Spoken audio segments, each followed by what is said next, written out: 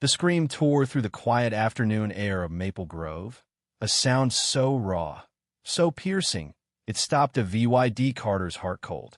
It was his son, Ethan, not his usual excited squeal or frustrated hum, but a cry of pure terror, the kind of VYD hadn't heard since Ethan was a toddler, blood streaming from a gash on his chin after a fall. Groceries spilled from the VYD's arms, apples rolling across the driveway, a milk carton bursting open on the asphalt. "Ethan," he gasped, the word a jagged breath as he sprinted toward the community park, where Ethan was supposed to be playing under the watch of other parents. What he saw froze him. Ethan, his 8-year-old autistic son, stood trembling in the center of the green, tears streaking his cheeks, his small frame shaking.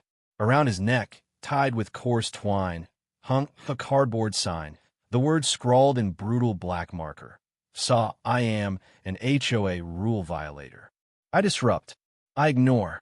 Saw, and there, looming over him, arms crossed, face smug with righteous fury, was Evelyn Pritchard, the iron-fisted president of the Maple Grove Homeowners Association. A cluster of kids stood nearby, some giggling nervously, others confused. Parents hovered at the edges, their faces a mix of unease and silent approval. "Let this be a lesson." Evelyn's voice cut through the air, sharp as a blade. "Maple Grove has standards. We won't tolerate disruptions or defiance." She flicked her wrist at Ethan, her sneer dripping with contempt. "This boy ignores warnings. Maybe public shame will teach him to comply." The VYD's blood roared in his ears, a metallic taste flooding his mouth. This wasn't just an HOA spat or some busybody on a power trip. This was cruelty-targeted, VY-size abuse of his vulnerable son. His mind, honed by years as commander to VYD Carter of the Pinewood Police Department's Special Victims Unit, cataloged her crimes with icy precision. Psychological abuse of a minor, public humiliation of a disabled child, unlawful restraint. But the father in him? That part wanted to tear Evelyn apart. He crossed the green in long, purposeful strides, the world blurring except for Ethan's wide, terrified eyes, pleading for rescue. "Ethan," the VYD said, his voice soft, a lifeline against the storm raging inside him. He knelt, gently untying the twine, lifting the sign from his son's neck. Ethan collapsed into his arms, sobs racking his small body, each one a knife to the VYD's heart. He held him tight, whispering, "You're safe now, buddy. I got you." Over Ethan's trembling shoulder, the VYD locked eyes with Evelyn. Her smugness wavered, a flicker of unease crossing her face as she registered the fury in his gaze. But she quickly doubled down. "Mr. Carter," she began, her tone sharp, "I understand you're upset, but your son—" "Silence, Miss Pritchard." The VYD cut her off, his voice low, lethal, carrying an authority that made onlookers step back. "You will not speak another word about my son.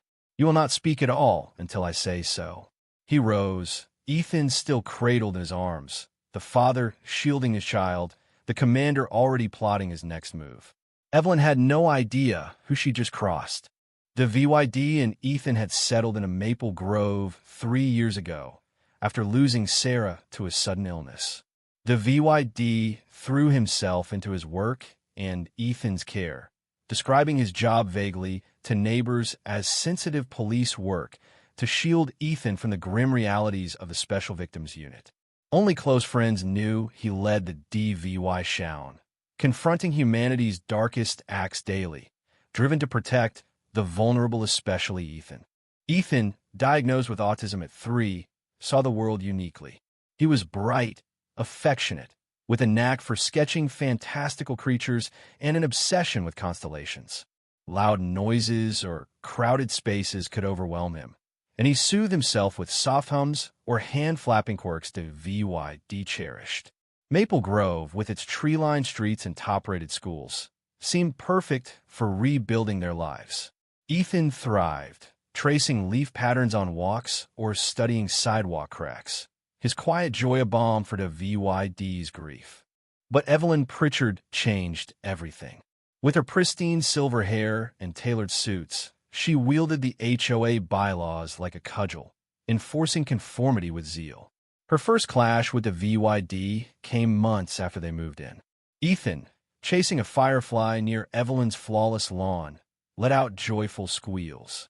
"Mr. Carter," she'd snapped, her voice icy, "control your son. This is a peaceful community. Such outbursts are unacceptable." The VYD, stunned, tried diplomacy. "I'm sorry if Ethan bothered you. He has autism and gets excited sometimes. He means no harm." Evelyn's eyes narrowed. "Autism isn't an excuse to flout rules, Mr. Carter. Re-VYEW the HOA handbook." She stormed off, Leah VYing a chill in her wake.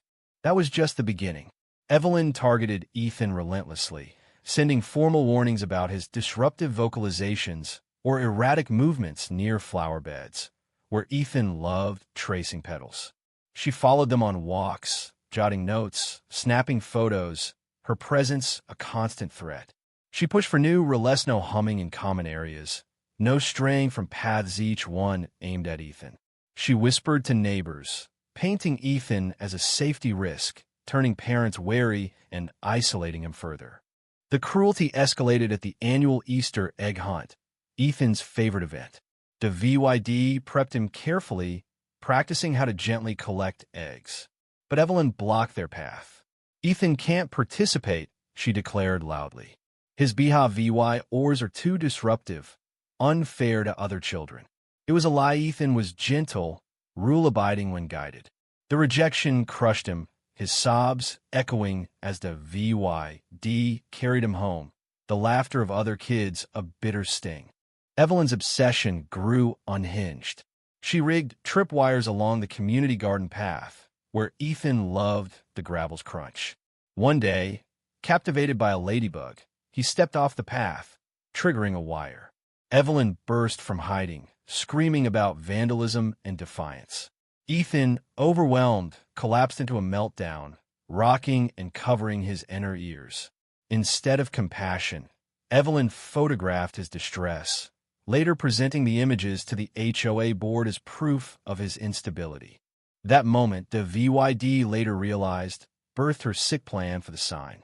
Back on the green, the VYD turned to Evelyn, Ethan still clinging to him. "Miss Pritchard," he said, his voice steel, "stay here. Do not move." He dialed dispatch, eyes never Leah VYing her paling face. "This is Commander Carter, Special Victims Unit. I need a patrol unit and a detective at Maple Groves Community Green. We have a case of abuse against a disabled minor. The perpetrator is present." Evelyn's arrogance crumbled as the words sank in "Saw Commander, Special Victims Unit saw." She wasn't bullying a random dad. She targeted the son of a man who hunted predators for a VYing. Patrol cars arrived, lights flashing. Officer Jenkins, whom the VYD had once lectured on VY Tim's sensitive VY tie, approached respectfully. "Commander Carter, sir," he said, eyeing Ethan's distress and the discarded sign. The VYD nodded. "Thank you, Jenkins. The perpetrator is Evelyn Pritchard, HOA president. She publicly shamed my autistic son with this sign." Detective Larson, a grizzled SVD veteran, took over, bagging the sign as EVY Denke. "Psychological abuse, clear as day," he muttered. "The public humiliation? Sadistic." Evelyn, now trembling, protested a misunderstanding, just enforcing rules, the VYD overreacting. The VYD's face was stone. "Ms. Pritchard, the EVY dense witnesses, this sign shows deliberate abuse of a vulnerable child. You're under arrest. Call a lawyer." As Larson cuffed her, reading her Miranda rights, neighbors gasped. The charge is felony child endangerment, unlawful restraint, public nuisance rang out. Evelyn, the HOA's tyrant, was led away, her face a mask of disbelief and dawning horror. The green fell silent, parents and kids dispersing, their VYEW of the VYD shifting. He wasn't just Ethan's quiet dad anymore, was a force. The HOA board met that night, suspending Evelyn and starting her removal. News of her arrest spread, sparking outrage and soul-searching. Residents who'd stayed silent under Evelyn's reign now apologized, offering support. Ethan, traumatized, withdrew, haunted by nightmares. The VYD took leave, arranging therapy with Dr. Morgan, who used play and stories to help Ethan process the shame and fear, affirming he wasn't at fault. The VYD pursued justice with surgical precision, leveraging his expertise to ensure airtight EVY denke and strong charges. The community grappled with its complicity. Some residents shunned for supporting Evelyn. The HOA issued a public apology, vowing inclusive VY Thai training and bylaw reforms. Evelyn's legal fight collapsed under overwhelming EVY dense witnesses, photos, Dr. Morgan's testimony on Ethan's trauma. She pleaded no contest to reduced charges, earning a year in jail, 5 years probation, therapy, and a restraining order. Her Maple Grove home was sold to cover fines and Ethan's therapy costs, her reign reduced to rubble. Ethan's healing was slow but steady, buoyed by the VYD, Dr. Morgan, and a transformed community. Nightmares faded. He ventured outside, first to their yard, then on walks. Neighbors greeted him warmly. Kids approached with curiosity.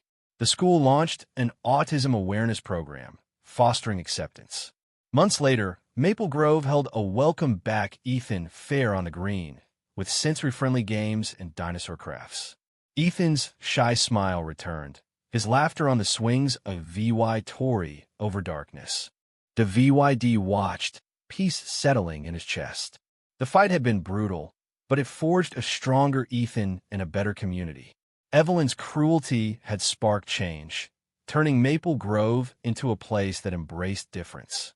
The sign's memory lingered, not as pain, but as proof of a father's love, a community's redemption, and justice's power to heal. What do you think? Did Evelyn deserve her punishment, or was she just a misguided enforcer of rules? Should a VYD have handled it privately to spare Ethan more attention, or was public justice necessary? Could Maple Grove have stopped Evelyn sooner, or was her power too entrenched? Drop your thoughts below, like if this story hit you hard, and subscribe for more real-life dramas that'll keep you thinking.